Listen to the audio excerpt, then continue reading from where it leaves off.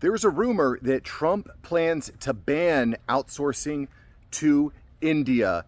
And I thought this was a really interesting story to highlight on the channel because we've been really going into depth on how AI is impacting the job market. And one of the most common complaints, or one of the most common comments I get, is that it's actually India that's taking all the jobs. It's not AI. So I wanted to cover this because I think this is an interesting story to cover because, again, it's been a big story, a lot of buzz. The media has been parroting this. But the reality is that there is no official announcement. It is not true. It sounds to me like it's been pushed primarily from activist, I guess, Laura Loomer. She says, quote unquote, Trump, quote, is considering blocking U.S. IT companies from outsourcing their work to Indian companies, unquote. And also with the quote, make call centers great again. So that this, again, brings a lot of speculation, and I think it's relevant to a lot of U.S. workers, and we're going to talk about that here in a moment. So again, while there's no official announcement, it doesn't actually seem super far-fetched that something like this could happen. I mean, you look at Trump's trade advisor, Peter Navarro, and the MAGA movement as a whole, and Navarro has been a huge proponent of putting tariffs on foreign works. I've even heard speculation they could raise tariff on Indian labor as much as 100%. Now, again, this is all speculation. Nothing is official yet, but I think, again, it's interesting, and I think it's worth at least covering in today's video. And why is this important? Well, as you guys have mentioned in the comments, Indian labor is about 40 to 70% less expensive than American labor. So what it's doing is it's suppressing wages for American workers and essentially supplanting American workers. And, look, my stance is I'm definitely not anti-Indian labor. I've worked with Indians on projects in the past. I think they're great. Quite frankly, I'm a problem solver. I'm interested in, can you solve the problem? Let's work on it. Let's solve problems. Like, we're all human beings. You know what I mean? That said, I can appreciate the issue that a lot of Americans have, saying, hey, I can't actually, I need to make a living wage. And you're just hiring someone overseas that's willing to work for pennies on the dollar. That's not fair. And so I get that. I think that's a reasonable argument. So at any rate, while this is not substantiated, I think that it is worth at least just briefly covering what kind of impact India has on tech companies and, frankly, on the global economic workforce as a whole. And so I've got some data and some numbers here to share with you that I think you'll find interesting. And by the way, if you enjoy this type of content, if you really want to keep up with how AI and the workforce is changing, which is dramatic, this is a great time to hit like, to hit subscribe, and maybe even consider signing up for my weekly newsletter at aiupdate.ai. Okay, because the reality is, guys, that if we're going to remain relevant, respected, financially free, we're going to need to evolve quite a bit. And so kind of understanding what's happening in the market, putting together strategies so that we can continue to provide for our families, I think that's important to make sure we can lead our teams in any sort of reasonable way. We're going to have to evolve, right? So let's talk here. By the way, thank you for being here. I am the wokest, the most beta male you will ever meet. Okay, at least that's what they tell me in the comments. Okay, so let's keep it rolling here, guys. Current Indian investment. What is actually happening? What is our correlation with India right now? So India is the world's largest hub for IT outsourcing. They employ about 5 million people in IT. And while the numbers are not 100% solid, I looked at a lot of sources. All my sites are down below. To me, from what I can tell, it looks like the U.S. outsources about 300 IT jobs, or 300 jobs abroad annually. Now, India captures about 59% of that. And that's typically going to be in software development and customer support. But I think the big thing you look at is what tech firms are doing. Microsoft, Google, Amazon, Meta. They have huge engineering and support teams in India, which again, I think is what all you guys are talking about in the comments. However, by the way, this is nothing new. Companies have been outsourcing to India for years now. I read The 4-Hour Work Week by Tim Ferriss about a decade ago, which was about outsourcing labor to, different people in different countries. I've worked with the Philippines, Serbia, India, Pakistan, all over the world. All over the world. I work with people all over the world, and quite frankly, they're generally excellent. However, there are competitive advantages that Americans have when you're outsourcing. The big key with these guys overseas is they're much less expensive, but they can struggle with things like context, culture, language. There's things that they're not going to get. Maybe I don't want to say quality of work, but there's a different. Typically Americans are going to handle work a little bit differently than someone overseas. They just, not 100% of the time. This is a generalization. But anyway, these are a few of the trade-offs that you get when working with people overseas. So anyway, let's look at these countries. So we talked about the Magnificent Seven, who are all using Indian labor. But get this, roughly 70% of Fortune 500 companies rely on India for IT support. Software development, cybersecurity, customer support being a huge one, guys. And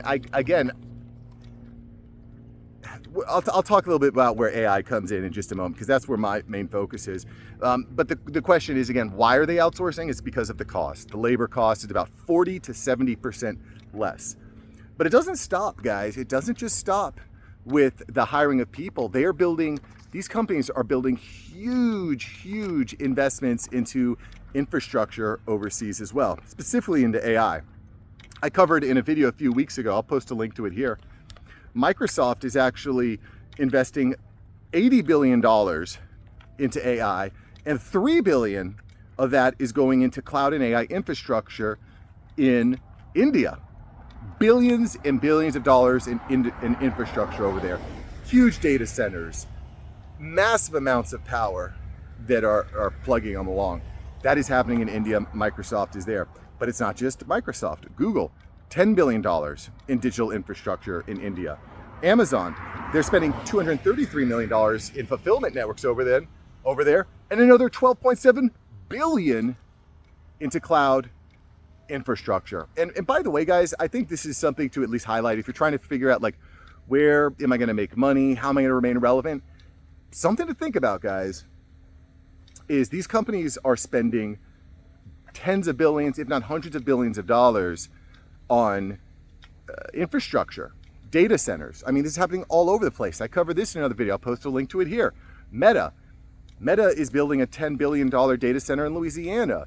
They're building, data centers in Pennsylvania. There's data centers going up everywhere, and there's going to be opportunity there. Even if you're not, in construction or in electrical engineering, the people that work there are going to have families that need kids. They're going to have, they're going to need to eat.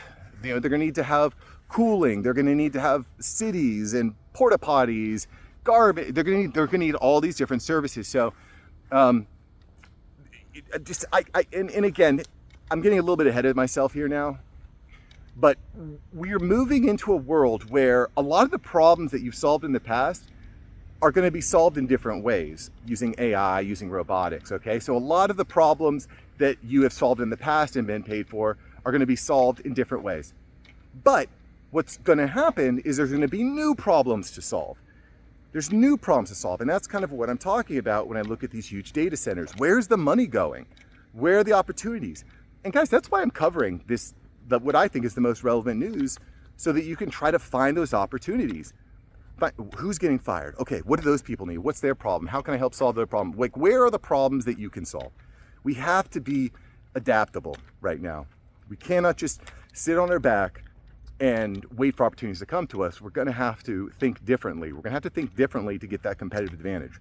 That is the beta male vision. You know what I'm saying? That's what betas do. We go out there and we take what's ours. We find opportunities, okay?